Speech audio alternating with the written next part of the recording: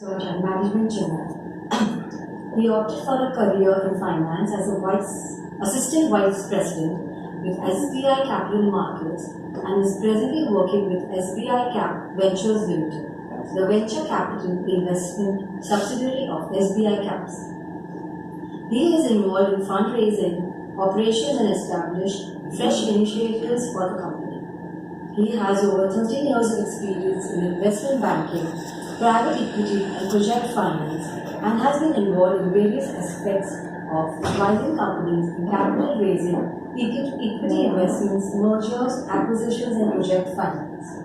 Prior to his present assignment, Vivek worked with the project finance SPU at SBI and was a part of team managing a loan portfolio worth INR 20,000 crore. He began his career with Boutique Investment Bank, where he was involved in a number of transactions in the consumer, retail and technology sectors. Vivek also has a keen interest in the history of the world, of India, the world and public engagement with history. He publishes a podcast and audio series available online on the history of India called the Historical India Podcast. The series plan is to cover the full history of the Indian subcontinent from the earlier times of the Stone Age up to independence and formation of republics. He is also said to explore his interests formally and shall be pursuing a master's program in history at Bombay, University of London later this year. So pleased to have you as a speaker today.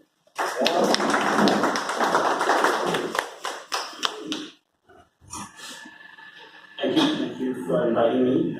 It's a pleasure to make this speech in front of you. And I'd like to share some thoughts on Indian history to all of you. Is that right? Yeah.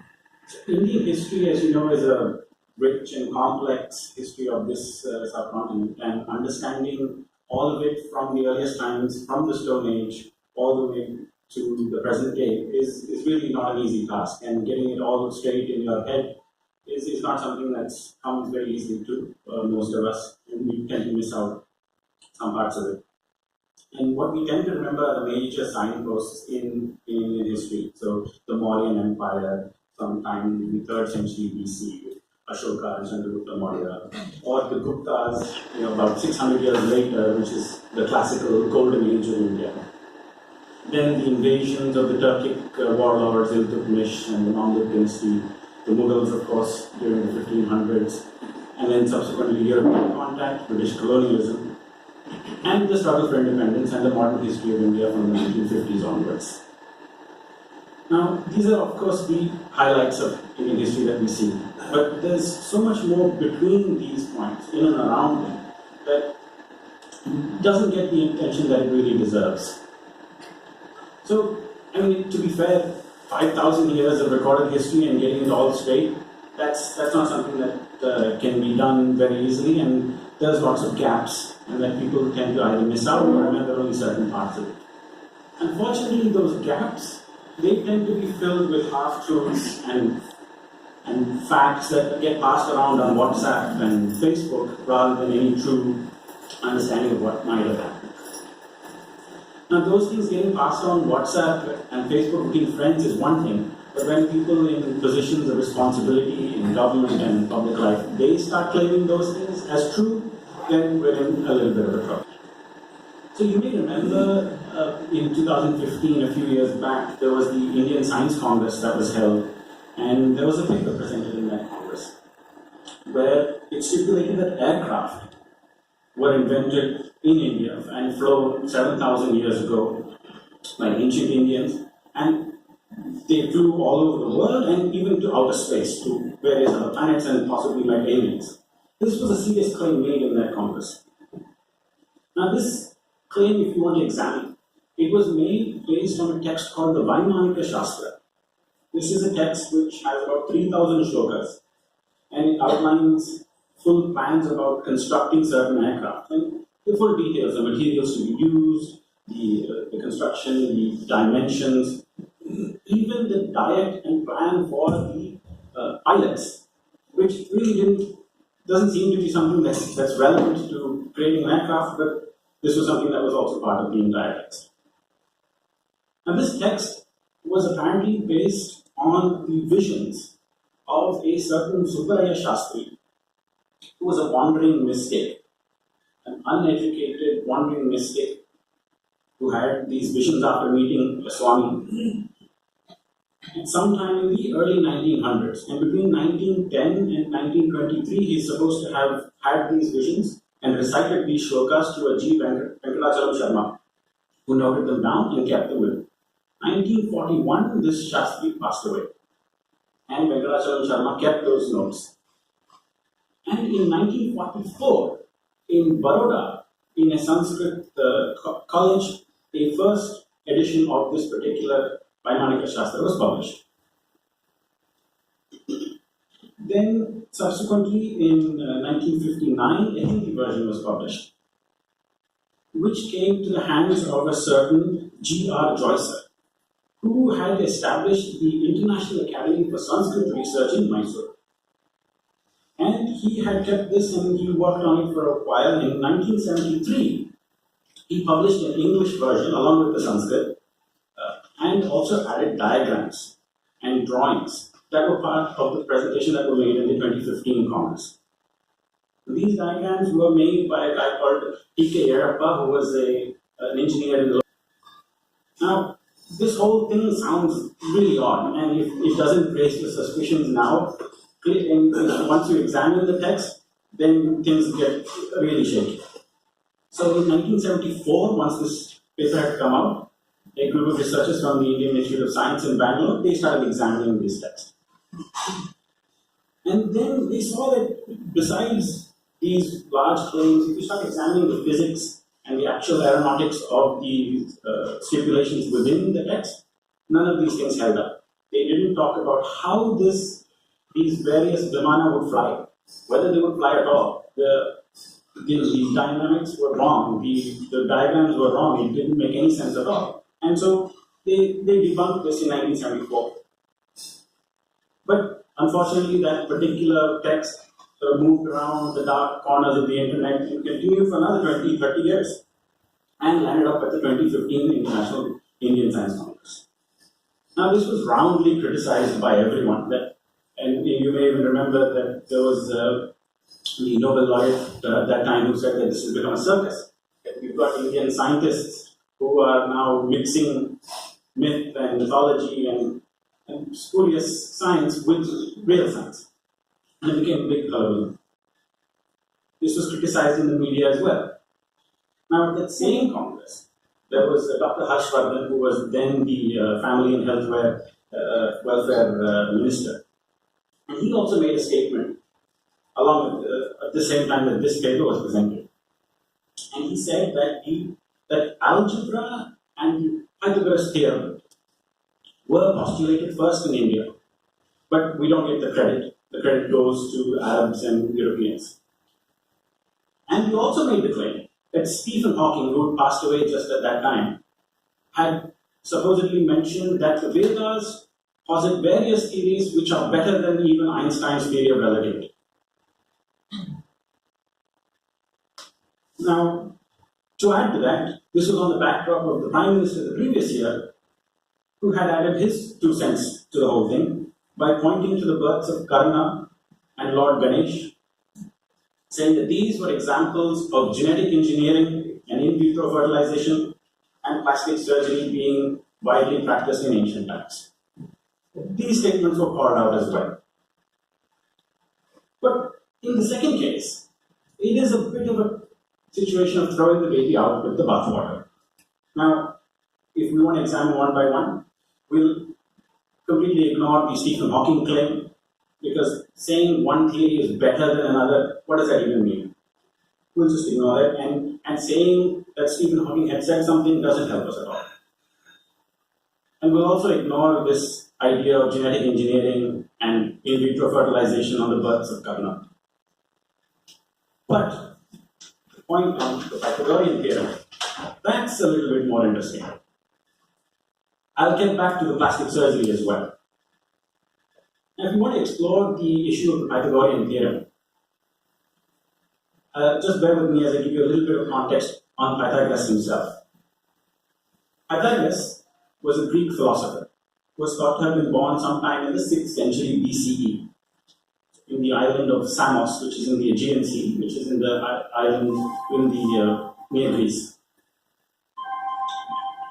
But that's about the only thing that you know about Pythagoras as an individual. The rest of his life is just as mythical and filled with legends, much like our epics as well. So there are stories that he was at two places at once, that he had a golden thigh, that he could sweet talk you into becoming a sannyasi with his words. He could perform all sorts of miracles. But the actual reference to the theorem itself, that comes from Cicero, who was a Roman consul sometime in 50 BC, which is roughly 500 years later. And another interesting thing is that the Pythagorean theorem, as you know it, as you might remember it from school, wasn't actually stated by Pythagoras himself. He actually never wrote anything down. And everything that we attribute to him was written down by his students and his disciples. In fact, Pythagoras himself wasn't so much concerned with geometry, which is what we associate him with, in numbers and the harmony and the music of numbers. He also had some interesting ideas on philosophy. He believed in reincarnation. He considered what would happen to the soul after our death. He was an expert in rituals, and he advocated vegetarianism. Now, all of that sounds very familiar to Indians. We would might think that he may have, and that's another myth that sort of developed based on these facts, that maybe all of Pythagoras actually was Indian. That's another story. We'll leave that for now. But he may have had contact with India. He may not have contact with India. But one aspect of the Indian ethos that is there is that, like in India also, where we attribute wise words to sages, munis, saying that Vashishta said this, Bharadwaja said this, the Greeks also attributed many things to Pythagoras. But based on understanding what Pythagoras himself had done, modern historians and philosophers would say that he was neither a scientist nor a mathematician. So where did the Pythagorean theorem actually come from? Well, in this case, it did come from India. The first postulation of what is recognizable as the Pythagorean theorem comes from the Bodhayana Shubha Sutra, which is a Shrauta text, which talks about rituals and building the governance and understanding how to place various items in that. But along with this, they also worked on geometry. And so Bodhayana, who is one of the rishis, is how we would understand him, but he may have been a thinker and ritualist. He postulated the first Pythagorean theorem, as we understand it, though he didn't talk about triangles and referred to it from the perspective of rectangles, which effectively is two triangles joined together if you look at it that way. And this is the earliest known postulation of the Pythagorean theorem, and Bodhayana is thought to have lived sometime in the 8th or 7th centuries BCE, which is roughly 3,000 years from today ago. So, and this is something that is widely accepted. So Harshvardhan was right in this case. But the problem was that he missed out on the context. Just by stating that the Pythagorean theorem was postulated first in India, it should be called the Bodhayana theorem. It may well be. In fact, Manjul Bhargav, who is a well-known mathematician from India, he refers to many of these concepts from maths with respect to the Indians who have come up with them. So the Fibonacci series, for example, is referred to as the Hemachandrika series. Sorry? Hemachandrika series. Hemachandra figures, that's right. But that's not here or there. Now, today we understand most of these things from the Pythagorean theorem, and that's how most people understand it, which doesn't take away from the fact that it was certainly postulated first in India. But the context that Harshvardhan missed was that if you talk about it not just in terms of a claim that was done at that point in time, but what was the environment then that led to such a postulation, that people could spend time and understand these concepts. And in fact, there is another scientist nowadays, Mr. Rotary, who works out of the Indian Institute of Science in Bangalore, where he had spoken about the differences in the way that the Indians thought, and the Indian science was very different from the classical Greek science, which is what we would have our education today due to the Western influence. And that there is a marked difference between the way that Indians thought, which was based on a concept called yukti, which can be maybe translated as rationale, but comes from observation. So you observe the world, postulate a theory, and test your theory based on observation. And if that works, then your theory is right. If it doesn't, modify your theory. Whereas the Greeks worked on an axiomatic basis, which is that I can figure everything out. And Plato was famous for saying this, that if you were smart enough, you could figure out everything by sitting in a dark room. And this essentially is the difference between the way that the Indians had thought and the way that the Greeks and the classical Western thought had developed. So while we can make claims about something that happened in India, but why and how it developed may give us more understanding of what we are missing in understanding how we have developed. Now, given that I met some of you earlier and many of you are doctors, and that my father is also a doctor, the kind of plastic surgery being performed in India, this one is also true and comes from the Shushrita Samhita. Lord Ganesha, as an example, is overstating it at the very least. In fact, there's a video, if you check the internet on YouTube, floating around about a head transplant being done. Now, nobody's managed to do a head transplant of a human head on another human, much less that of an elephant. But again, this particular claim does a very real disservice to real achievements in Indian medicine. The Shushrita Samhita, along with the Charaka Samhita, were two canonical texts of Ayurveda. And Ayurveda, which again has a very long and real, verifiable history in India, covers many aspects of health and medical practice. Now, the Samhita itself has an amazing range of topics that it covers. It mentions 76 types of eye diseases, 121 types of instruments of various sharpness and bluntness to carry out surgical practice, 40 surgical procedures, and 700 plants and herbs which will have medicinal impact and recruiter culture, all divided amongst 37 groups of diseases. It's a fairly comprehensive text. Again, much like the Pythagorean situation, we know more about the Samhita than about Shushrita himself. In fact, the most detailed discussion of the Samhita is a 3-volume English translation that was done in 1907 by a person called Kaviraj Kunjlal. Now, it's an exhaustive work, and he relied upon ancient Sanskrit text, which may have been a revision of the earlier version. And this was done by Nagarjuna, a Buddhist philosopher, sometime in 150 to 200 in the current century, millennium. Now, Kaviraj, based on his work and painstaking analysis, suggested that this work, the Shushrita Samhita, may have been written about 200 years prior to the birth of Buddha himself. So this, in present understanding, would be sometime in, again, the 8th century BC. But now some historians disagree that maybe the revival and the interest in Indian medicine and science happened subsequently after the birth of Buddha, and so they place this closer to 600 BC. But still, it's 200 years here or there, and then given the current context, it really doesn't matter too much. But another interesting story in this is the way we understood how this came to be. So while Kaviraj had toiled away and he was translating the Shushrita Samhita into English, he missed out on one key part of the puzzle, and that had fallen into British hands by chance.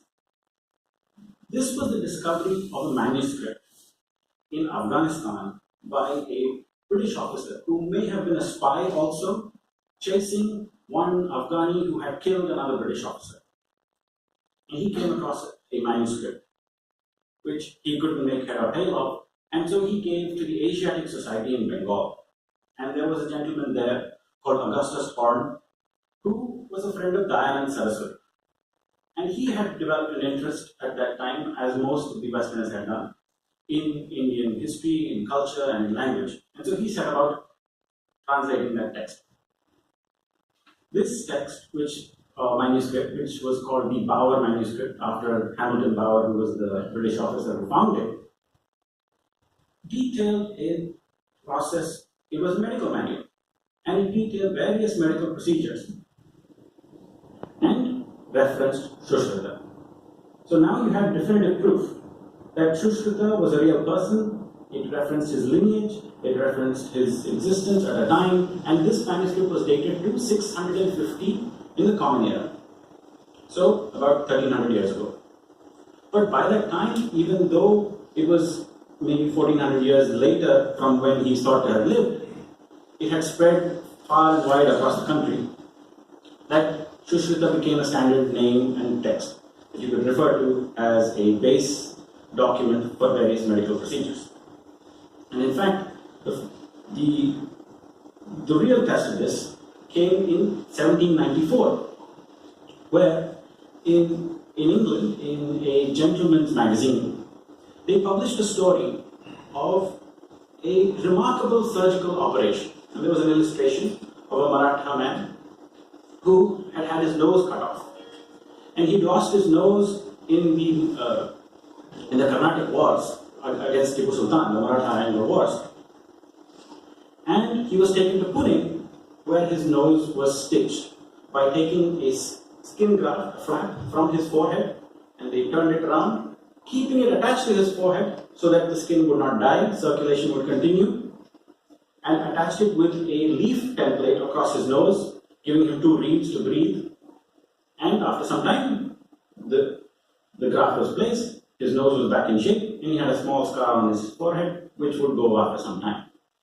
Now this procedure was performed by a builder, a mason. So it had become such a simple procedure by that time that you didn't need strict medical training to be able to perform this particular procedure.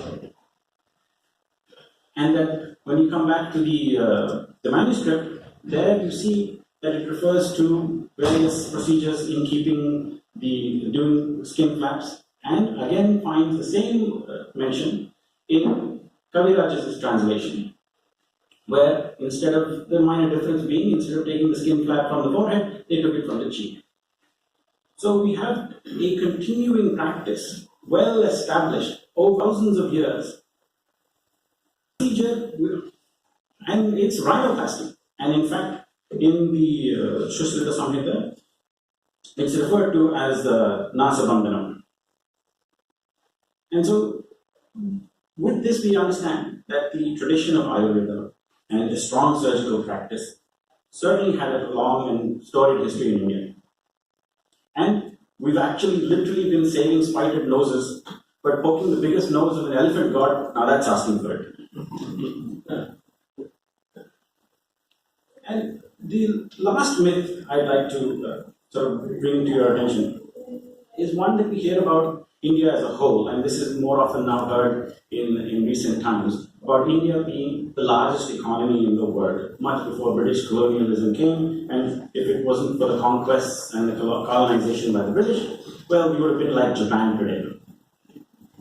Now, the claim that India was the largest economy is based on a work of a British historian called Angus Madison, and this is based on his work where he had compiled comparative data across from the 1st century all the way to the modern times. And if the one that is passed down with respect to India refers to India having 32% of world GDP at the height of the first millennium.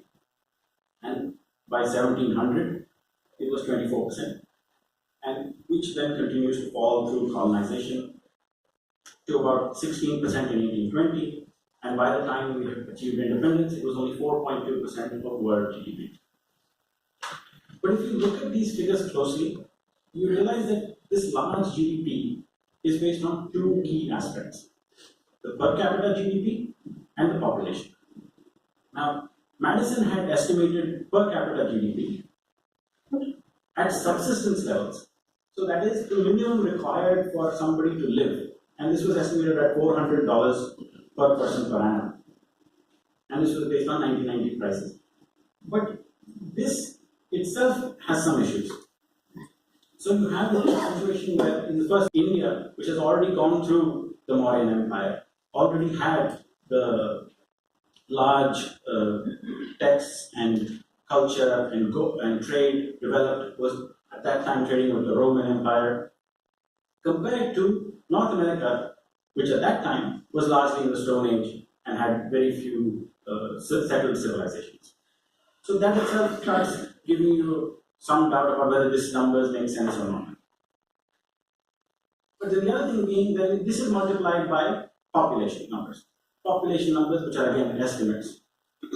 So you've got one estimate multiplied by another estimate, giving you another estimate.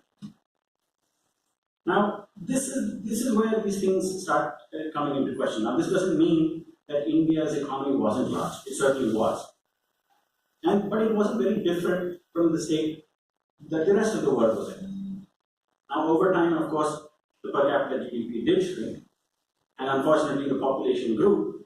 So, as this number went down and that number went up, we were getting the worst of both sides. Now, there is a lot of debate about the impact of colonization, whether it was the British, whether it was the Mughals, whether it was the early Turkic invasions and loots by Muhammad al-Ghazni or Rotary or Nadir Shah subsequently. But all this,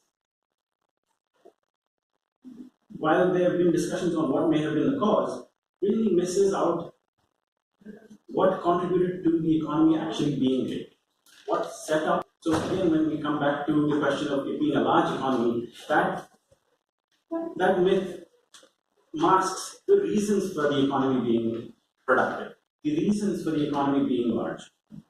And so while just looking at the size may give you a sense of pride, but that doesn't tell you what you can do today. And we miss out on those steps that we can take in this current context to improve the situation that we're in. So if we now look at the various myths, some of them are true, and in fact they miss out on some of them. We tend to then focus on those aspects which are giving us greater pride supposedly, but that's not the truth. The true achievement gets missed out. And some of these things are absolutely false, such as the Vaimanika Shastra, the ability to fly at that point in time. So, what we really need to do is, while some myths, many myths abound in India about our place in history and our achievements, we really need to separate those where we can truly be proud of those achievements versus some of those ones which miss the mark and give us false pride. Thank you so much.